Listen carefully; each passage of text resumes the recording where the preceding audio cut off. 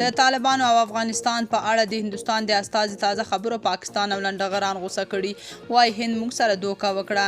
جزئیات همدلته وګورئ او چینل هم سبسکرایب کړئ. پاکستان چې فکر یې کاوه حکومت ته د طالبانو راتګ سره به هند سره د افغانستان اړیکې ختمې شي، ځکه پاکستان فکر کاوه چې طالبان به د دوی هر فرمایش ومني. خو اوس چې طالبان غواړي ټولو هیوادونو سره ښې اړیکې ولري، نو پاکستان یې ورخطا کړی. تازه خبر دا دی چې هند وايي افغانستان سره سوداګریزو اړیکو ته دوام ورکوو. په کابل کې د افغانستان د سیمه ییزې همکارۍ ابتکار غونډه کې د هند شرزدفیر ویلي چې هیواد د افغانستان سره خپلو سوداګریزو اړیکو ته دوام ورکوي.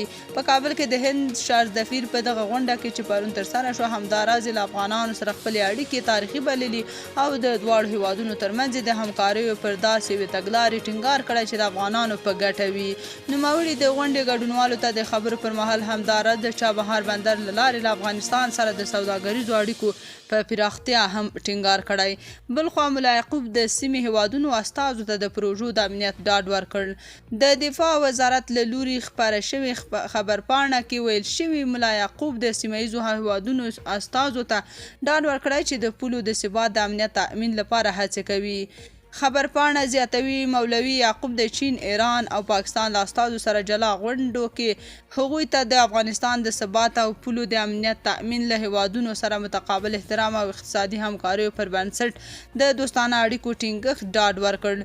مجاهد وویل چې د پروژو د پیل او بشپړولو لپاره د امنیت او نورو هر ډول همکاریو تضمین کوو. ټولنیزو رسنیو کې یو شمېر پاکستانیانو لیکلي چې هند سره د طالبانو اړیکې د پاکستاني ریاست پر مخ کلکه څپېړه ده. بلخو یو شمېر لنډغرو بیا لیکلي چې هندوستان تل د دوی ملاتړ پاتې شوی او افغانانو سره د دوستۍ خبرې کوي، خو اوس د طالبانو ملګری شوی. تاسو په دې اړه څه نظر لرئ؟ کومنټ کې شریک او چینل هم سبسکرایب کړئ.